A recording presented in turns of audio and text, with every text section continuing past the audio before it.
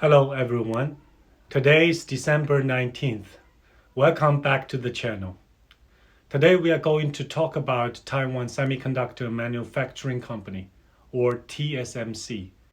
It is the world's largest contract manufacturer of the semiconductor chips that powers our phones, laptops, cars, refrigerators, and more. As I have said in my previous video, Taiwan is at the critical location of the first island train. TSMC, together with the rest of the semiconductor industry, constitutes about 15% of Taiwan's GDP, and the company makes up about one-third of the value on the Taiwanese stock market. The 550 billion company today controls more than half of the global market for made-to-order chips and has more than 90% of market share on the most advanced processors. For the fiscal year 2022 third quarter, TSM's net revenue increased 47.9% year over year to 20 billion. Income from operations grew 81.5% from the previous year quarter to 10 billion.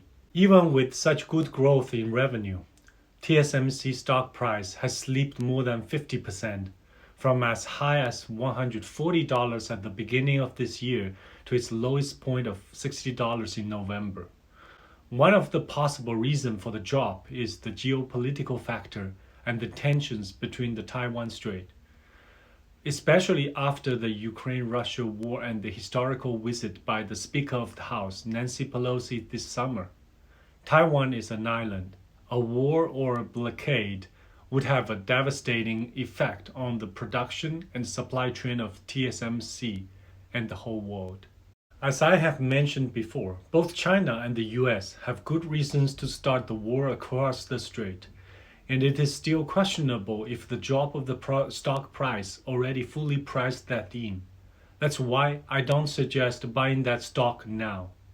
Warren Buffett's Berkshire Hathaway Company recently announced that it had purchased a 4.1 billion stake in TSMC. It acquired about 60 million shares of TSMC in the third quarter of 2022. Berkshire has had mixed success in technology investments. Its more than 6-year investment in the IBM Corporation did not turn out well. But the Apple investment has been a huge success. Now it is sitting on a huge unrealized gain of 126 billion stake in Apple. From November 15th, when the Buffett 4.1 billion investment was announced, TSMC stock immediately bounced 10% higher. Soon it is back to $80. A question comes to our mind: as the world's most successful investor, has Warren Buffett failed to see the elephant in the room as everyone else? Very soon we hear another news. TSMC is going to set up new fabrication plants in Phoenix of Arizona. The company now has planned to bring its most advanced technology to Arizona, including 5 and 3 nanometer chips. Now the mystery is solved. Buffett must have heard the news beforehand, so he made the purchase because the effect of a war is greatly reduced after the move to US. This has somewhat proved insider information is very important for investors, even as successful as Buffett. TSMC announced recently it would more than triple its planned investment at its new Arizona plants to 40 billion, among the largest foreign investment in US history, as President Joe Biden visited and hailed the project. Let's first look at the pictures at the celebration ceremony. We have President Joe Biden, Advanced Micro Device AMD CEO Lisa Su, NVIDIA CEO Jensen Huang, Apple CEO Tim Cook, TSMC CEO C.C. Wei, and founder Morris Chang. The market value of these companies will add up to more than $3 trillion. American manufacturing is back, folks. Biden said in a speech against the backdrop of a new factory draped with an American flag and a large banner reading "A Future Made in America, Phoenix, Arizona."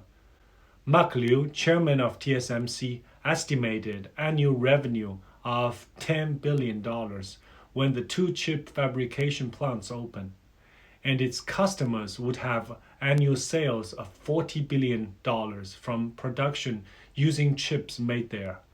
It will create 13,000 high-tech jobs, including 4,500 under TSMC and the rest filled by suppliers. To understand how eager the US want TSMC to be producing in Arizona, Phoenix is only a desert, and the desert lacks both the water and electricity, which is consumed in large quantities by the semiconductor plants. The locals have even built special facilities and water reservoirs for TSMC's new plants. Does the move of TSMC to Arizona really solve all the geopolitical risks in the stock? Personally, I don't think so. The monthly production is 20K chips, as the monthly production of the whole TSMC is 1.3 million. That is only account for 1.6% of the total production. Even if another plant is built, the total production can't satisfy all the Apple's need. While TSMC founder Morris Chang praised cheap land and electricity in the US in the recent speech, he also admitted that the difficulty to find competent technicians and workers in the US. Costs in the US have turned out to be much higher than TSMC expected. But why does TSMC move its fabrication plants to Arizona despite the price hikes? It's obvious that they are forced to do so by the US government. From Taiwan's perspective, there are actually two opposite opinions regarding the new Arizona plants. For those who favor the move, which is usually the ruling DPP parties and its media, it has little or no impact on Taiwan at all. According to them, Phoenix plants are just a part of the TSMC's effort of globalization. TSMC is also building plants in Japan. TSMC has the IP and many patents. Those will surely be protected in the US. The technical know-hows are built into the fabrication process and can't be easily learned by just moving a couple of plants. Plus, the new fabs in Arizona will be highly automated, with AI-enabled robot dogs to monitor the whole plant, which will greatly reduce the requirement of engineers and workers. One other argument is the new TSMC plants in Arizona will producing only 5nm chips, one generation behind Taiwan. But with this new plan to expand to 3nm chips, this is probably not true anymore. Creating a chip taking around 1,500 steps, each with 100 to 500 variables. Even if each step success rate is 99.9%, only less than a quarter of the final output will be usable. Those media also claim the instructions of parameters will be sent from Taiwan. It will be destructed after it is executed in the Phoenix plants, just like how the mission instructions is destructed upon read in the famous Tom Cruise movie Mission Impossible. But this should not be true as well. For the fabrication chips, even if there's only a slightly difference in the water or the air or the chemicals in Arizona, it would require R&D team to solve those problems.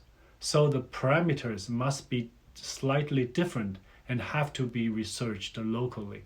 For those who are opposed to this move, TSMC's move to Arizona is not only a loss of talents, manufacturing jobs, but also supply chains for semiconductor industry in Taiwan. Rumor has it there is a list of 3,000 engineers from the TSMC that is wanted by the US, and US will also provide residence cards for all of them. In the past half years, the possibility of war across Taiwan Straits mounts higher, and Taiwan is more and more likely to be used as a tool for the US to counter China. The Economist has taken Taiwan as the most dangerous place on earth. Under such pressure, the TSMC engineers will certainly choose to move to US with their families. Supply chains have also moved with TSMC. This time, 8 of the suppliers are moving together. A lot of things are more expensive in the US. The material, the engineers, the workers, even if the cost is 10 times higher in the US, there is no other options for the suppliers. They are worried if TSMC has settled in the US, they will be replaced by local suppliers. TSMC has always been considered by the Taiwan people to be the magic shield or magic mountain that blessed and protected Taiwan. Because of TSMC, China does not dare to invade, and the US is sure to protect if Taiwan is invaded. But now it seems US is determined to uproot the whole factory from Taiwan. When the TSMC moved its production plants to US, how much of the magic shield still left to protect Taiwan? During the crisis in the aftermath of Pelosi's visit this summer, some US strategists suggested blowing the TSMC to ashes if CCP invaded Taiwan. It is now more and more a reality. Like what TSMC founder Morris Chang has said, globalization is already dead. He can sense it when the pressure to open new plants in US. He can sense it with what type of reception he received from Biden and Harris. He can sense it when talking with Xi like old friends in the APEC meeting. Today, semiconductors are typically designed in the US, fabricated in Taiwan or South Korea, tested and assembled in Southeast Asia, and then installed into products in China. It is already incredibly specialized. As much as TSMC dominates foundry service, only the Dutch firm ASML produces those advanced lithography machines that all TSMC fabrication plants relies on. Even if globalization is really dead, it's still impossible to force different parts of the supply chain and the manufacturing to US. It is about people, cost, and sovereignty. Biden's effort is destined to fail. Let's look at the CHIPS and Science Act. It is a US federal statute enacted by US Congress and signed into law by Biden on August 9, 2022. TSMC's move is actually driven by that act. The act provides roughly $280 billion in new fundings to boost domestic research and manufacturing of semiconductors in the United States. The act is mainly targeting China. TSMC is also the main supplier of the US DoD, Department of Defense. The Tomahawk cruise missiles originally cost $1.5 million each. With the advanced chips from TSMC, the cost is reduced to $700 to $800K, and both efficiency and accuracy is improved. That's why the CHIPS and Science Act have got bipartisan support.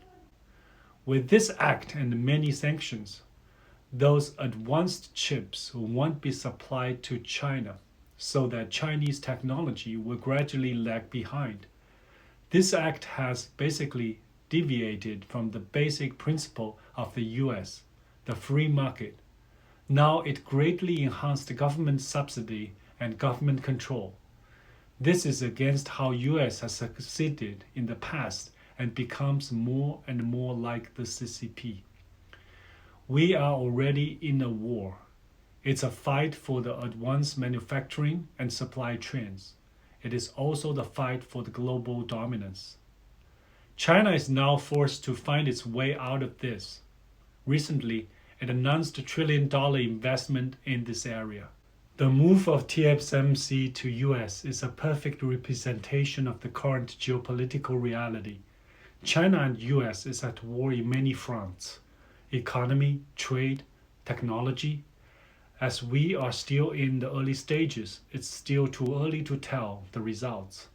But something is certain, that globalization is dying and the world is no longer a one-polar system.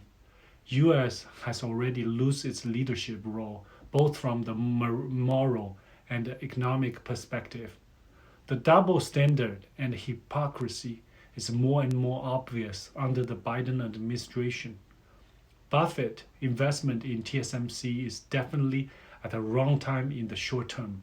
In the long run, may be a total failure because TSMC is at the center of the conflict. Thanks for watching my video.